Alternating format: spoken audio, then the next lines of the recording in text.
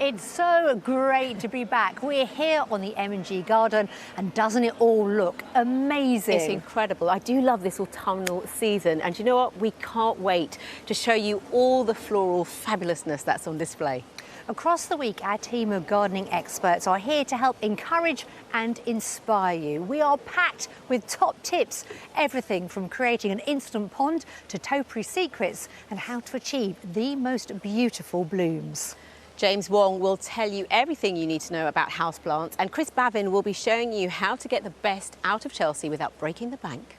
And let's not forget, Rachel, Francis, Toby and Mark are all on hand to show you the best plants and how to use them in your gardens. You won't want to miss a thing, and it starts now. Coming up today on the RHS Chelsea Flower Show 2021, an event supported by M&G.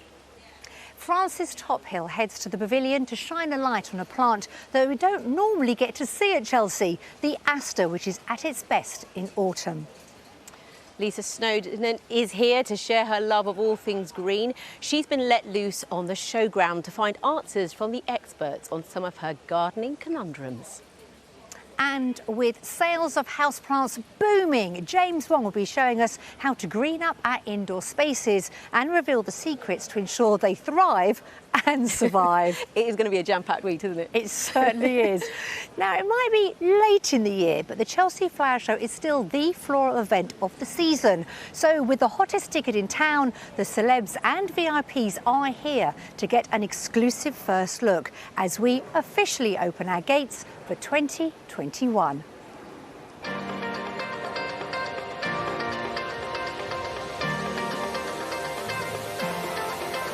It is so good to be back. I've been going to festivals throughout the summer, I've been going to gigs, but this is the thing that I'm probably more excited about than anything else. It feels wonderful. People were gardening during lockdown, but it's still not the same as getting together and celebrating what's one of the best dates in the calendar. This is Chelsea, yeah. We're all back in touch with our natural sides, aren't we? Spending more time at home with our gardens as well. So absolutely right that it should be back, and great to see so many people there. What I just love about it is I learn something. Every time I come here, I find something else out about plants that I didn't know before. It's really beautiful as well to see a very different series of gardens, very different to the ones we're used to seeing in the spring. This is amazing. I mean, I must say I didn't expect massive, great hulks of rock and Yorkshire dry stone walls. The nation's sort of aching for events like this, just to get out and be in the open air and really appreciate nature. The atmosphere is what makes Chelsea, isn't it? And it looks so beautiful. And we're blessed with a fine day, which I think wasn't forecast. So what could be better? I think the displays are stunning. I've never seen anything quite like it. What this is a convergence of the most magnificent quality, the best of what we do in Britain in relation to gardens, and we are really good at it. There's a huge buzz. Everybody who's here is really excited that finally we can hug. Finally we can see something all together that's beautiful and celebrate nature the way it should be celebrated. Do you remember the story of The Secret Garden by Frances Hodgson Burnett? It was a book about a young girl who discovered a magical garden and has gone on to inspire a generation of readers, including designer Tom Hoblin, who's brought his own secret garden to Chelsea this year. Tom, welcome back to Chelsea. Always good to see you. And what a beautiful, magical garden you have created here. How difficult is it when you're inspired by such a famous book to put your own mark on it? I find the book is better. I mean, I grew up with The Secret Garden as you did. And, it's the book, the children's television series. And I kind of tried to just grab little bits from those and put sort of my own interpretations. So I'm not representing the book or anything. It's just my idea of what a sort of secret sanctuary type garden would be. Sanctuary, what a great word. I mean, Yeah. It feels like such a retreat, but it is a garden of two parts, isn't it? Yeah, I mean, from the story, I always imagined the sort of outer gardens to be quite wild and quite unkempt and uncared for. And then when Mary climbs over the wall into the garden, you've got this sort of very sort of magical atmosphere. And so I wanted to use really sort of exotic plants. Yes, very naturalistic out the front. Standing here, looking out, you do feel that you're on your own, that you have found that hidden garden. But these walls, these Louvre walls, are so clever because everybody can actually see in. But you don't feel that when you're standing here. Well, it was a bit of a dilemma, really, because if I'd put a solid wall around here, I think people would ask for their money back for coming to Chelsea. so I wanted to kind of have it just enough of a gap. I wanted it so when people look at it from a distance, it looks like a sort of monolith almost, like a proper solid wall. But when they walk up and walk past, you get glimpses into the garden, a sort of sense of discovery, which is kind of relevant to the book. Yes, certainly. That peace and tranquility. And it is a retreat and no door with no key. Yeah, it's the funny. famous key. I know, it's funny you should say that because literally when we finished building, a robin flew in here and sat down there in that dahlia. It was like it was a sign. An omen. Hopefully it's a good omen for my medal. Now, I can see there's just a little mark up there. Tell me more about it on the side of the panelling. Oh, yeah, that was another chance thing. So Jan, who made this wonderful wall, he was cutting it and suddenly sparks flew out from his saw. And it's a little bit of metal. It's actually a musket shot because the trees are well over 100 years old and it was embedded right in the middle. So we've exposed it so everyone can see it. I love that. I love the touches. And what's your favourite part of this garden? The inner sanctum, shall we call it? Yeah. I mean, I love ferns. Ferns are just the most fantastic thing. And so the fact I've got to use a lot of ferns in here, and actually, interestingly, even though they're not even flowering, I've got a lot of great foliage dahlias as well. So yeah, it's very easy to put together something that looks very exotic with, good leafy plants. It looks magical, an absolute sanctuary. Congratulations and enjoy the rest of the week. Thanks, Nikki.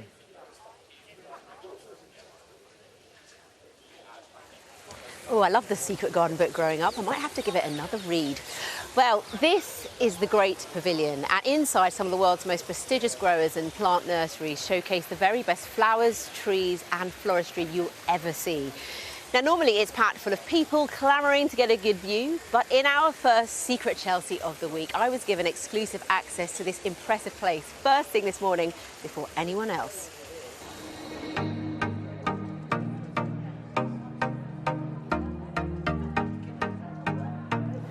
Well, this is exciting. I can't quite believe my luck. I am in the Great Pavilion. Lots of hustle and bustle, people preparing for the doors to be opened. And in a bit, I'm going to be talking to Helen Boehm, who's been managing the Great Pavilion for the last 7 years. But in the meantime, I'm going to have a snoop, because this is Secret Chelsea.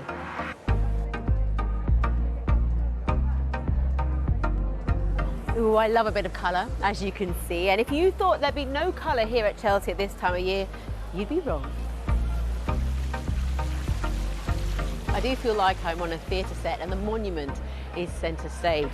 The colours used here are so warm and inviting, and the use of lighting makes it really ethereal. I mean, this is a real departure of what we're used to seeing from Chelsea in May. Helen! Oh, hi, Angelica. Welcome to Chelsea and to the Great Pavilion. Thank you. It's all coming together, isn't it? Yeah, it's great to finally be able to relax a little bit now that all the exhibits have been built and we are ready to show it off to all of our visitors. Helen, what's your specific role here then? So it's my role to look after all of the nursery exhibitors that come to the show, to the pavilion, and make sure they get the most out of being here, really. I also go out and find new nurseries to come and exhibit at shows. I'm really looking for specialist growers of plants that we don't normally see here or people wouldn't see in their garden centres. So it's my role is to try and find those people and bring them here. Yeah. And being here at Chelsea for this show, we've been really lucky. We've been able to attract 20 new exhibitors into the pavilion for the first time. Some of them are really small, passionate, sort of hobby growers, others are businesses and nursery owners, so it's actually a real kind of honour that they've been able to get here, and I hope they do really well out of being at the show. Thank you so much for speaking to me. You're welcome. Just enjoy the show. Will do. Okay. Take care. All right. Ah, I love the autumnal feel in this part of the Great Pavilion. And apparently this huge pumpkin, and I love pumpkins, weighs almost a ton. Now, I'm not going to pick this one up, but I've been given this cute little one, so I'm off to the ball. In tomorrow's Secret Chelsea, we'll be speaking to an RHS judge who tells us exactly how they decide what makes a medal-winning garden. Chelsea in September means new plants in the pavilion and on the gardens, so all week we're going to give a few seasonal blooms their moment in the spotlight. Today, Francis Tophill tells us everything you need to know about the astonishing aster.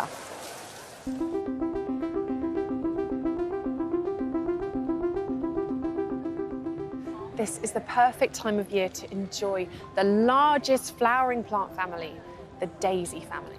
And one of its star attractions is the Michaelmas daisy, or the aster. As its name indicates, it comes into flower at Michaelmas, end of September, as the days shorten. And that shortening day is what triggers this beautiful plant into flowers. And they are absolutely stunning.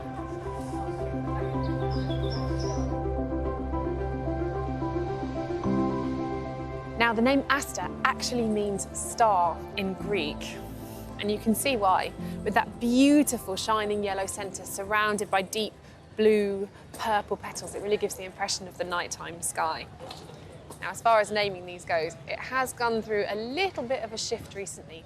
Some of them have been renamed as Cynthia trichum, but that is not something that most of us have to worry about. Now, when you're planting them, think about where they've come from. These are a North American species from the prairie, and they like to be in open, sunny positions and look absolutely glorious when surrounded by other prairie plants like grasses and other daisies. Now, the bees and pollinators absolutely love these. So if they're in a bright part of your garden, all of those buzzing insects will be able to see this flower and come right to it.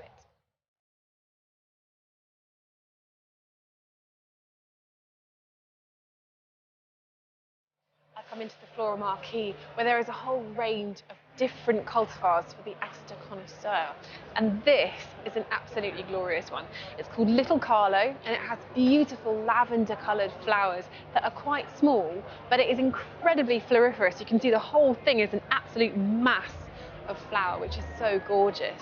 That is definitely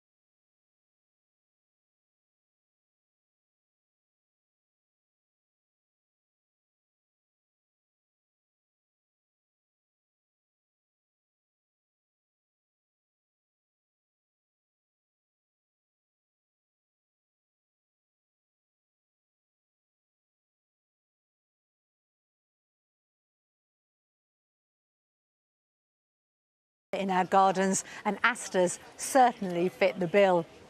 Still to come on today's show, Toby Buckland is here to show us how Chelsea trends can inspire our gardens at home, no matter how big or small your space. Self-confessed gadget lover Chris Bavin is checking out the contenders in this year's Sustainable Product of the Year competition and revealing the winner. And at the end of the show, in the first of our Chelsea clinics for 2021, Rachel Detain will be here to answer all your gardening questions.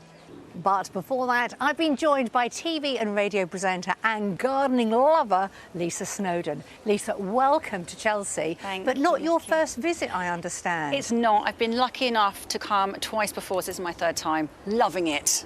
It's so inspiring, isn't it? Absolutely. And it has a different feel, a different approach this year, a real celebration, because you're passionate about gardening, aren't you? I love being in my garden, and just being around nature just makes me so happy. It brings me so much joy. joy. So over the last 18 months or so, Yeah. how important has your garden been for you? It's been my sanctuary. I realised how lucky I am to have an outside space, and I've just absolutely cherished it and spent so much time in it. Love it, absolutely love it. It's a lifesaver. I mean, we've been quite fortunate, haven't we, with the weather? Certainly first lockdown, we could get out there if we were lucky enough to have a garden and really invest in it. Yeah, absolutely. We love planting, we love weeding and just taking care of everything, and love a little trip to the garden centre as well. A bit partial to that on a weekend. So what's the favourite thing about gardening for you? Because I know you're a bit of a houseplant-aholic, aren't you? I am. How many have you got? Well, around about 100, maybe more. There's literally plants in every room. We've got this lovely garden room as well, which is literally just covered in plants. I just love being around live, breathing, you know, just nature just makes me happy. It just really just invigorates me. So lots of time in the house caring for the house plants, and then just lots of time in the garden, just getting my hands in the soil, my feet on the grass, nurturing, watching things grow. It's brilliant. It's absolutely beautiful. Encouraging wildlife. Encouraging wildlife. So many butterflies and bees and birds and hedgehogs and all sorts in the garden. It's a joy. It really is. So do you have a favourite season when it comes to gardening? Well, I do love spring, obviously, because everything just comes bursting into flower and the colours are just amazing. And sometimes in the winter, I sort of look in the garden and I think, oh my God, is it ever going to come back? Have I chopped it back too much? And then slowly but surely things start re-emerging, and it is totally magical. But it's been exciting coming here this time of the year because it's always obviously in spring, isn't it? Yeah, very So different. to come in September and just to see, you know, just how everybody's been able to sort of preserve a lot of the plants, and it's amazing. It's amazing. And that different colour palette as well as you walk around. Exactly. You know, like for me in the garden now, it's all the Virginia creepers coming out. It's all those beautiful, like, rich rusts and reds, and it's stunning. It really is. Now, one of the great things about being here at Chelsea is that we are surrounded by experts. Is there anything you need particular help with your garden? So much help. Go on. I don't even know where to start. Well, firstly, alliums. I bought loads of bulbs, and they're one of my favourite flowers. Haven't been able to get them to grow. I think the squirrels stole a lot of the bulbs. So squirrel issues. So you'll be heading to the Great Pavilion then for the experts in there? Absolutely. Okay. I think I'm going to spend quite a bit of time in there, actually, because there's loads of issues I've got. I just don't know where to start. And what else are you looking for? Slug issues, because the slugs have been rife this year. They've been all over the tomatoes and the hostas, and so it's been quite tricky. And then I've got a fig tree. I've got this really beautiful fig tree that's really old and magnificent, and I've got so much fruit on it, but it just never ripens. So I want to know what I can do. There's going to be loads of people saying, I'm in exactly the same position. And when it comes to slugs... Oh, my God, the slugs. If you get the magic answer, do let me know. They're all God's creatures, I know, but I don't want them anywhere near my We just want to repel them. We just want them to stay away. Exactly, like little barriers all the way around. Exactly. So I'm going to get some good tips, and I can pass them back to you if you want. Exactly. That would be fantastic. Well, enjoy your time wandering around. You might see a few things that you're going to want to buy as well, I'm sure. Always. I know, Always. it is inspiring. But have a great time, and we'll catch up with you a little bit later on. Thank you, Nikki. Thank you. During lockdown, there's been a massive boom in our love of houseplants, with some companies reporting a 500% increase in sales.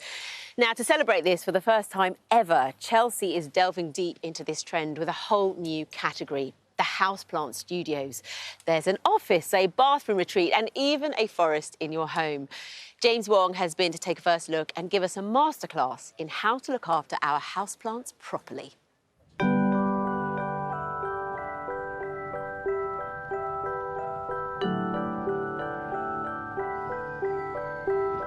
As a botanist, I'm fascinated by the therapeutic power of plants. And the amazing thing is that recent research is even showing that simply looking at them can have a measurable impact on both your mental and physical health. And after the last couple of years that we've all had, I think it's high time to bring the outdoors in. When it comes to houseplants, there are certain social media trends that are just absolutely everywhere, and this has to be the key one amongst them. Koke dama, which literally means moss ball in Japanese. And what these are is plants that have been tipped out of their pot, their root ball has been wrapped in living moss, and then they're hung up to create this really visually arresting effect. Now, the number one thing you have to know about these is they're not for beginners. They are really, really tricky to care for. So if you've tried and failed with one of these, do not feel bad, particularly if it's your first ever houseplant. I have killed dozens of these things before getting them right.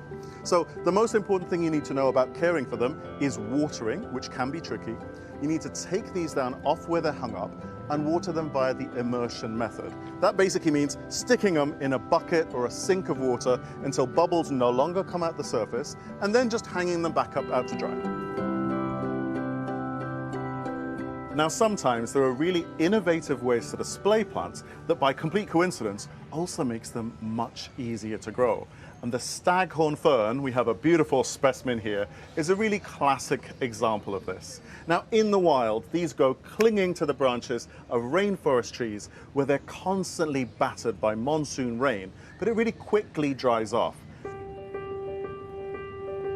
To me, what's really fun about this is it's sort of a plant-based take on the taxidermy trend, which they've obviously echoed here. So they have some replica antlers up here and some botanical antlers over here.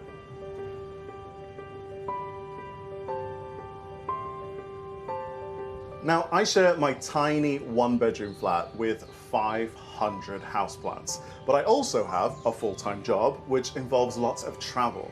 And that's why I love terrariums, because they make it all possible. Inside the glass here, humidity is trapped, which means if you grow plants in a terrarium, they're going to need significantly less water than if you grew the exact same species outside. And in fact, if I was to seal the top with a cork here, as I can see a bunch of examples have done in this exhibit, you'd probably only need to water it once every couple of months. So they're the perfect way to grow plants if you're busy, or like me, simply very forgetful.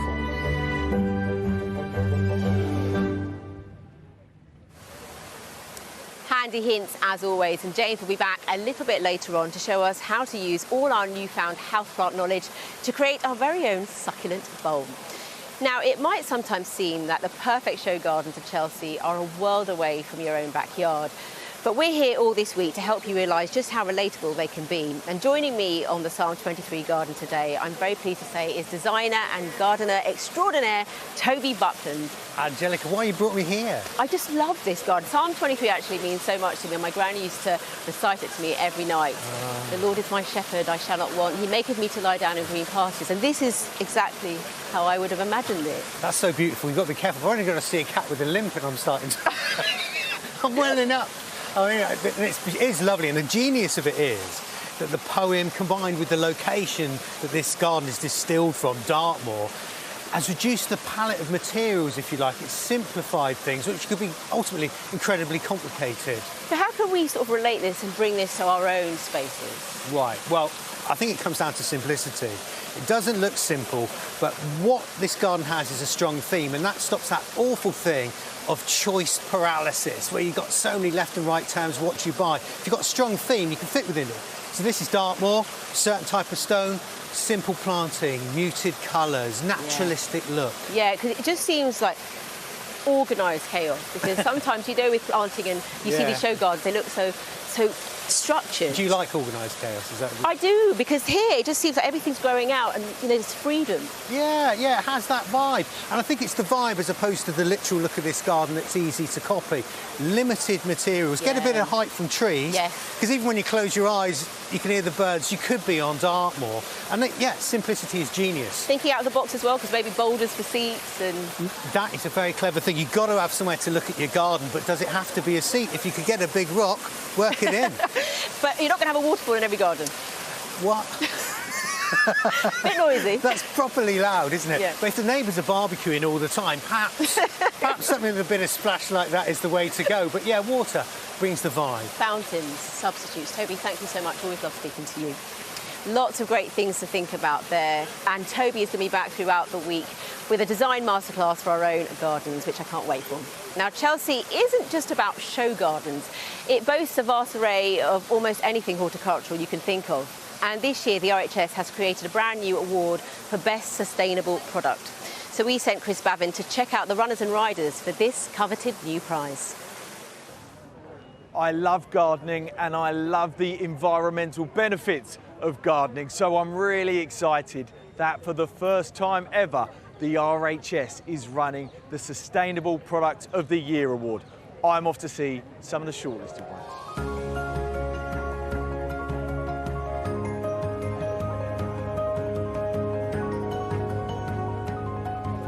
runner-up is a portable grow bag, ideal for growing vegetables. So there's a couple of clever things in here. There's a little reservoir system at the bottom, which is great for nutrient retention and water retention. It's also got this netting, which allows you to use no insecticides or pesticides. And to show you how portable it is, I'm going to take this one home on the bus.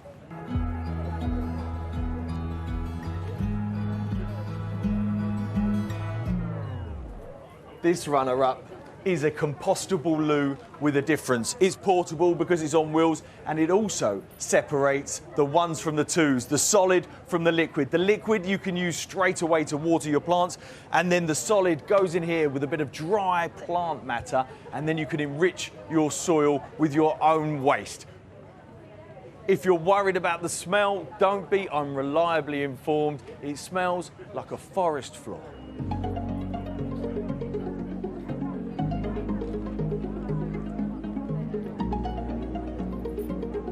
Of course, there could be only one winner, and that's Ali, who's designed some fabulous plant pots with a really interesting story behind them. Ali, first of all, congratulations. Thanks very much, Chris. How did it feel to win the first ever Sustainable Product of the Year award? I was absolutely astounded, to be honest. Absolutely delighted. I couldn't believe it. So tell me, you've designed these, you've created these. Yes. There's a nice backstory to them. What is it? There's a bit of a story, yeah. I'm a commercial diver. Diving in waste plastic every day was the inspiration behind the product, and I had an idea to turn rope and fishing net material into a sustainable plant pot that can be recycled again. So we started to look at recycling with the waste material. I taught myself plastic moulding in my shed. We made some small prototypes. My children helped pick plastic off the beach. We put them into our prototypes, and it went from there, basically. We got to a point where we couldn't do any more ourselves, so we took a big, massive gamble, and we invested in the mould. We've now got a factory in Scotland, and we're making our own pots from rope and fishing net material. Listen, congratulations again. This looks like a fabulous product. I love the colour. It feels really strong and durable. Yeah. And the fact that it's either preventing plastic from going into the ocean, or eventually taking it out of the ocean. That's right. Is a fabulous thing. It is. Thanks very much, Chris. Well done. Brilliant. So we're joined by James again, and it's time to get creative. What are we going to be making, James? We're going to be making some succulent planted bowls. See, when I hear the word succulent, and I love them because I've got a couple at home, it takes me back to the 1970s and rock gardens. But they've really come back into fashion. Like all houseplants, they're suddenly everywhere. You know, there's at least 3 different exhibitors that I've seen with incredible displays in the main pavilion, and 2 of them are new this year. So lots and lots of new inspiration to be had. They do look very exotic, but what exactly is a succulent? So this is the fascinating thing. They all look exotic, but some of the plants you've got there are native UK plants. So the one thing that joins all succulents together is they come from arid environments in all different parts of the world. The one thing they have in common is that they have these gel-filled, fleshy leaves, and that's an adaptation that fills them with water so they can get hold of moisture wherever they are in the world, whether that's the deserts of South Africa or mountains in Scotland. And pretty easy to maintain. You're going to give us a few hints on that one. Yeah. Now, you're going to make a beautiful pot display. Yep. What have you got in there to start off with? So the most important thing I'm going to start off with is your growing media. This is just a regular shallow pot. You could use a deeper one, but because cacti and succulents don't generally have very deep root systems, I like to start with a shallow one. And the most important thing here is a growing media that mimics their native environment. So one that's filled full of grit. You can buy it as cactus and succulent compost already in any garden centre. And what that stops is having loads of water at their roots, which can cause rot. So succulents are super easy in terms of, if you're like me and you're forgetful of watering. However, if you overwater them, like the number of times someone said to me, oh, I'm such a terrible gardener, I killed a cactus. It's really easy to kill a cactus if you overwater them. So underwater. Exactly. This mixture is going to allow that not to happen. So what varieties have you lined up for us? So I've got a whole different range of stuff. Look There's at so many those. amazing things. So this is a house leek, sempervirens. It's native to the UK, looks super exotic, almost like an aloe, but they're quite unrelated. They've just evolved to look similar because they come from similar environments. I'm going to pop him in here. And then, all these different varieties can sit quite comfortably together. Absolutely. So wherever they are from in the world, they usually have very similar maintenance requirements. So what they all need is loads and loads of light and not too much water. And when I say loads of light, either with all of these, you could actually plant them outdoors, but if they're indoors, they need to be right up next to a window, no more than 1 meter away for them to survive. So this guy, Echeveria, is probably from, I think, Latin America, places like Mexico, and that's going to survive right next to this guy that's from places like Wales and places like Scotland. So I'm going to stick them together there. And the one thing I do is when you're planting them is have them slightly proud of the surface of the soil. Yes. And what that's going to allow is, again, really, really fierce, sharp drainage. I don't want to stop you, but how do you know when a succulent needs more water? Okay, so the one thing that you'll notice is they'll start to maybe shrink up a little bit, go a little bit wrinkly around the edges, and as soon as you water them up, they'll plump right up again. But the most important thing with them is to, if there's any doubt, is to not water them. Err on the side of caution. Leave it out. Exactly. These will survive for months and months and months with zero water, but they could die within a few weeks if you keep it proper sodden. So don't water them, don't overwater them. I'm liking succulents more and more. I must admit, I do think I overwater mine slightly. It's the most common cause of houseplant failure is people over-loving them, which is a great problem to have. Yeah. Because if you simply chill out about it, you'll get much better results. So low maintenance, high impact. Look, taking shape already. Exactly. So if I was to finish this off, all I would do is cover this grit over the surface. Yes. And I would normally do this because it gives it a nice, neater look, but also it has biological effects. So it creates a kind of pocket of air on which these plants can sit, and they're not sitting soaking in water. So if you do overwater them and their roots do rot away, amazingly, the top part of the plant, if kept dry at the base here, can reroot. So it just gives you a little safety window. Clever, clever. James, I've got my eye on that display when you finished it. Oh yeah, that's coming home with me if that's all right. Absolutely, I've got a whole other one. Promise not to overwater it. Thank you, as ever. Now, earlier in the show, I met up with Lisa Snowdon. She's been off exploring the showground to get some help with her gardening dilemmas. Let's see how she got on.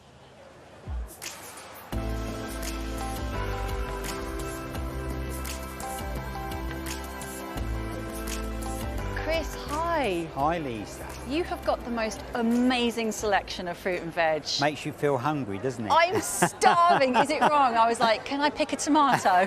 So Chris, I've got the most amazing fig tree in my garden and it's beautiful, and every year there's so much fruit, but none of it is ever edible. What am I doing wrong? I think your tree's got too many on it. That's the problem. It's being too prolific. Huge. Yeah. And it's beautiful, but it's okay, so then give the energy and the life to the new fruit that wants to come. That's correct, okay. yeah. And do remember that not all figs are brown or purple when they ripen.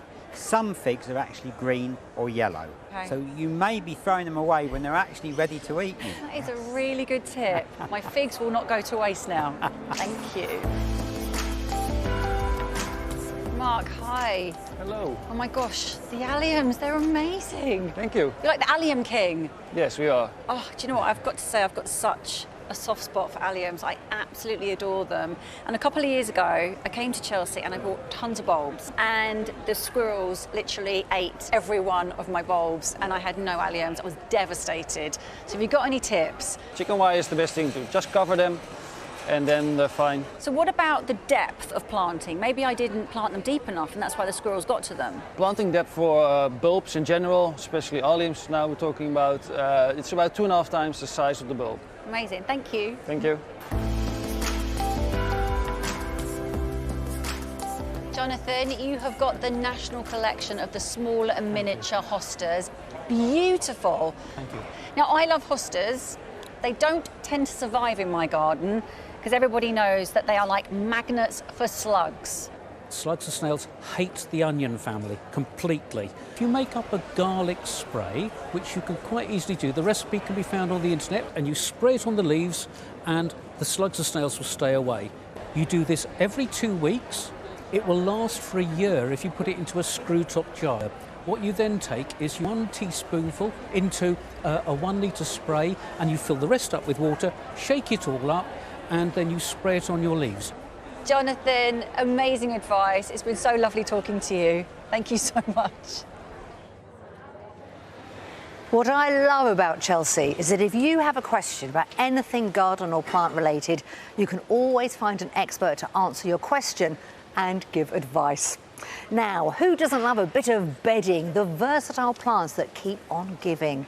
Mark Lane's here in the Great Pavilion to find out what's on offer this year. Bedding schemes were the height of fashion during the Victorian times, but over the years that mass of colour has slightly changed to more sustainable perennial planting. But now is the perfect time to say goodbye to that summer bedding and hello to autumn-winter bedding plants.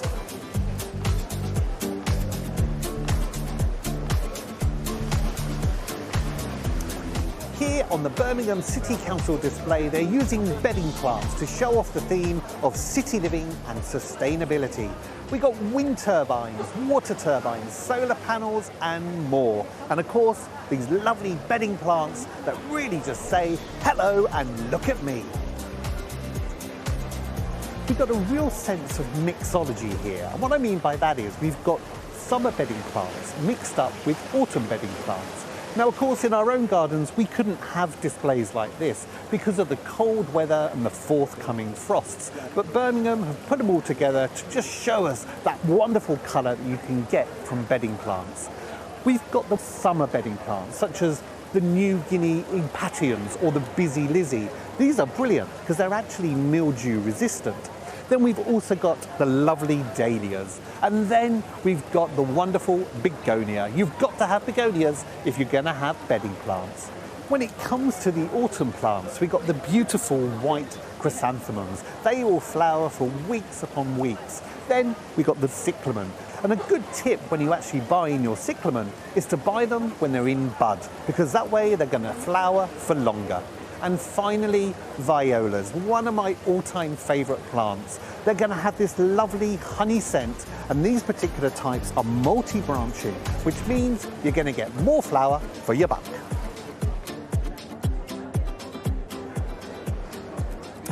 Here on the Sidmouth in Bloom display, the theme is all about diversity and protection.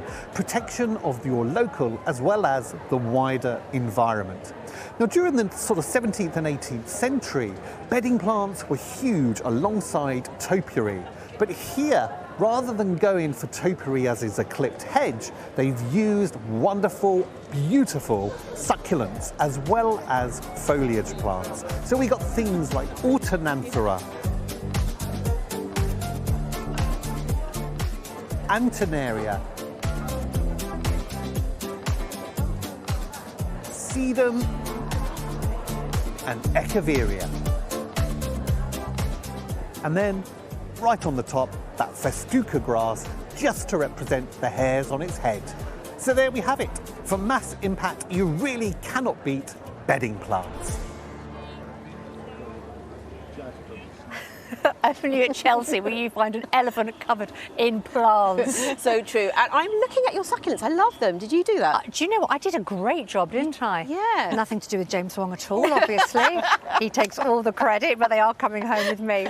Now, every day this week, we're going to open up our Chelsea Clinic. This is a chance for you to ask our experts any gardening question you like. And today, we're starting with a very special guest, Rachel de Tame. Welcome to the hot seat. Oh, it's lovely. It's very hot, I have to say. Come out for you. Very hot. Are you feeling the pressure? Yes. Should we get started? Yes. OK. Laura and Pam Jackson, hello to you, got in touch via Facebook. They say if they buy a 9-centimetre potted perennial plant, can they plant it now or do they need to keep it in a greenhouse until next spring?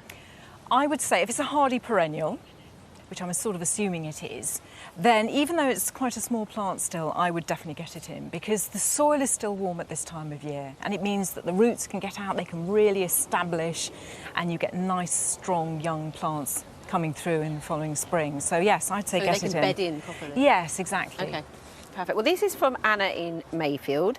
She has a purple-leaved tree, a smoke bush, but she's asking when should she prune it and how much should come off? Because sometimes with pruning you can get a bit happy, a bit snizzer happy. Yeah, a bit carried away. Yeah. I have to say though, this is a Cotinus. I love them when you don't prune them because they just develop this beautiful natural form and then there's sort of lovely hazy flowers as well. If it's too late and you've already got it in and you really do need to control it a bit, do it while it's still dormant, sort of before spring, and don't do too much. Just enough to keep on top of it. Good advice. Now, it is press day here at Chelsea. We've had the VIPs in. Deborah Meaden has got in touch. What has she got to say, I wonder? We've been struggling to get a wildflower meadow going, and particularly this year because the grass has been really abundant. So I would love some tips on how we get those wildflowers to come through what is pretty strong grass. Yes, it can be difficult actually to establish wildflowers in a garden setting, usually because the soil is very rich and wildflowers need a more impoverished soil. So there are two routes really. You could take off all the grass and the topsoil and then sow wildflowers from scratch, or you can use yellow rattle and you just get the seed in for that, and that's a parasitic plant and it will weaken the grasses, and gradually over the years you get more wildflowers able to germinate and come Clever. through. Really clever. Yeah. Okay, I've got a question from Floella Benjamin, so let's have a look at what her question is. Well, I've got a very sunny garden, and many parts of my garden, the plants are dying, and I want to know, what am I doing wrong? So a very sunny garden, but the plants are dying. That's an interesting one, isn't it? Because you would have thought that's an ideal situation for most people. I wonder if there are two things, perhaps adding more compost, more organic material into the soil, choosing the right kind of plants, real sun lovers that, love to get baked, and perhaps lots of watering at planting time, because if you just let them get really thirsty, they won't thank you for it. So settling them in properly at the beginning. Yeah, you never want to worry about too much sun, do you? No, I've never had that problem. In fact, I've had the opposite problem, too much shade, but too much sun. I mean, But you could do too much water as well, especially when it's sunny. You can just yes. Brilliant. Well, hopefully, Floella, you're watching and you're liking that. Thank you so much, Rachel. And I will be borrowing that coat at some point. Oh, you look lovely in it. Always looks gorgeous, doesn't she? Always. Our Chelsea clinic will be open all week, and tomorrow we'll be joined by Francis Tophill. So get your horticultural queries to us via the Gardeners World Facebook page, or use the hashtag BBC Chelsea on Twitter. Well, that is it. We've had a fabulous day, haven't Yes. we? It's just been glorious. And we're back again tomorrow. We loved it. I couldn't agree more. But sadly, that's all we've got time for today. We'll be back, like I said, same time tomorrow, when we are joined by TV's Dr. Amir Khan, who'll be looking at the healing power of plants. And Rachel here, you're going to be meeting regulars, Chelsea regulars, who are bringing a whole new set of plants to the show. Mark is getting to grips with floristry, and Francis will show you how to make your very own pond. In a pot, no less. And there's something else in there. What are we missing? Ooh, what is it? Medals Day tomorrow. Oh, I can't wait. We know it's going to be an early start, that's for sure. But before that, don't miss Monty and Joe on BBC Two tonight at the slightly earlier time of 7 p.m. for their first analysis of the show. And they're followed by Sophie and Joe on BBC One at 7:30, where they'll give you a first look at all the main show gardens and catch up with comedians Josh Widdicombe and Tom Allen, which will be funny. Oh, they definitely will. It's so good to be back, isn't it? Lovely. And we'll see you tomorrow. Bye-bye. Bye-bye. Bye.